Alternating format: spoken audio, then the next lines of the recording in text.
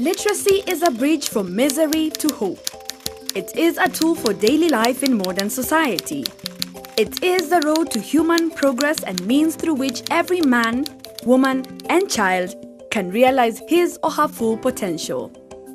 Functional literacy is defined as the ability to use reading, writing, and numeracy skills for the effective functioning and development of the individual and society.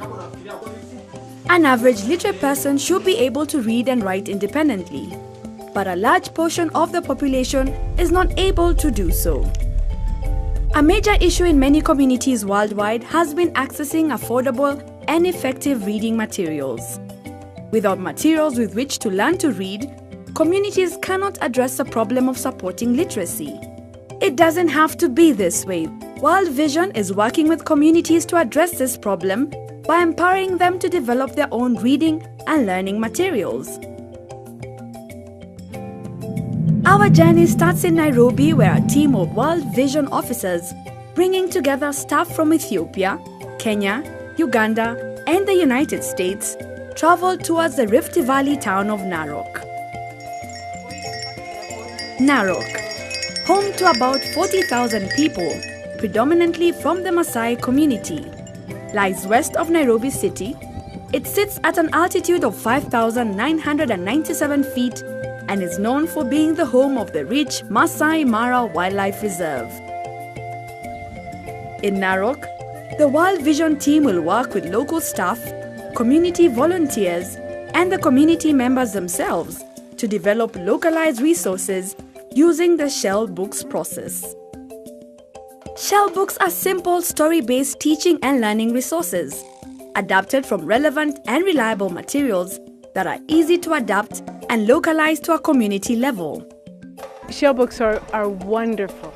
They have so much potential. They can bring a community together like this to develop a book. It's a software that can be used for so many purposes. At this point, it's being used for this community, but it can also be used for adult literacy. It can be used for primary, it can be used for secondary, and it can be used for early childhood. The process brings a community together and then allows for people of different ages to work together to produce materials in mother tongue. And the beauty of Shellbook is it allows us to do it in mother tongue, which is what we really need for strong literacy. Shellbooks are created using the Shellbook Maker software and are then edited to reflect local cultural and context by community members with the help of local World Vision staff. They provide a way for children and their families to access important information and also to adapt that information for their own community in a participatory and empowering process that enables truly sustainable transformation. In this way, Shellbooks process achieves 3 goals in a community. First, it is an effective tool for producing an abundance of locally relevant resources to support literacy. Second, the teaching and learning materials also serve as powerful tools for advocacy and for life skills development. Finally, the Shellbooks process is an empowering method of community engagement. Materials that you can use that will support. After arriving in Narok, the World Vision team first underwent a detailed training of trainers to learn about Shellbooks and its potential to empower communities to promote literacy and advocacy.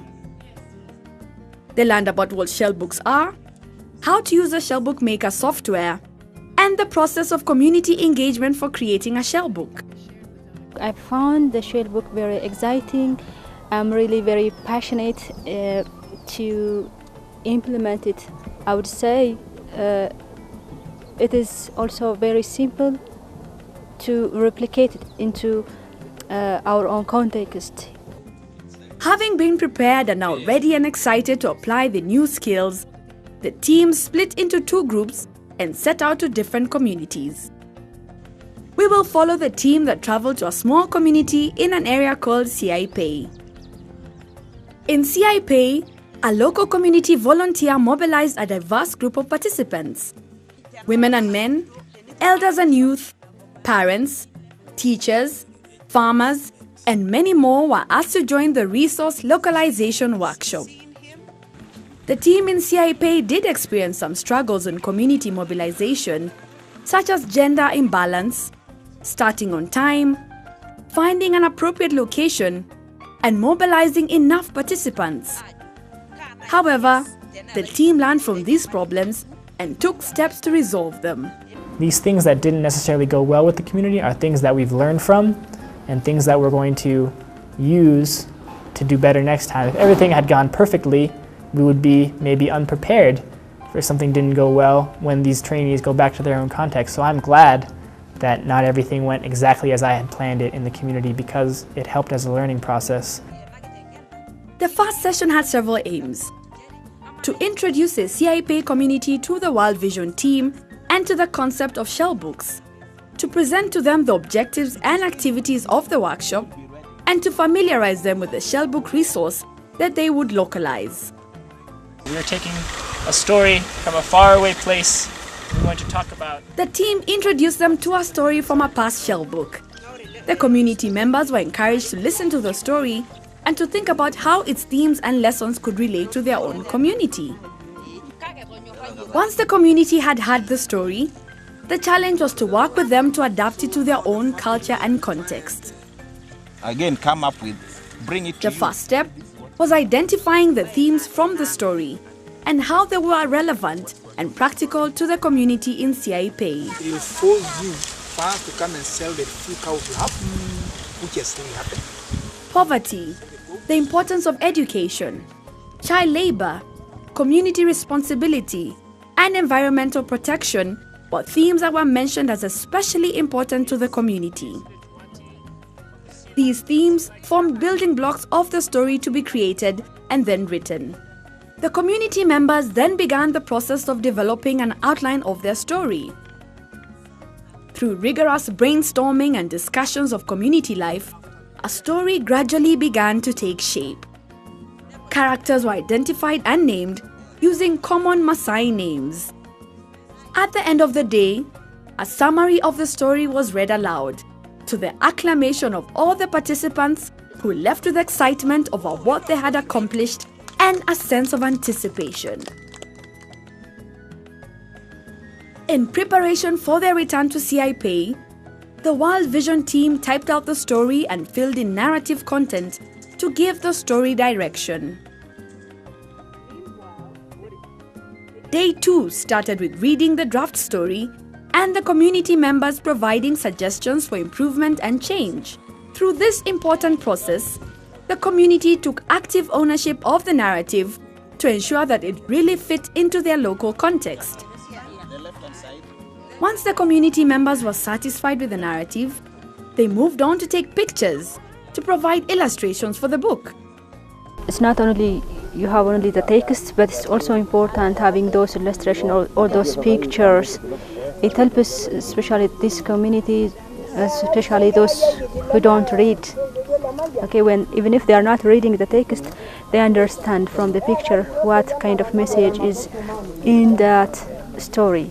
So this is very relevant. Pictures speak 1,000 words. Pictures complete a book by making it more effective to read and understand. They organized the locations for the different scenes and chose different actors to represent the characters from the story. Photos were taken to portray the various scenes. This was an exciting process for the community members, and one even likened it to being on a film set. After an active day, the community members returned home only to bring even more people on the final day of the workshop to excitedly receive copies of the books they had developed.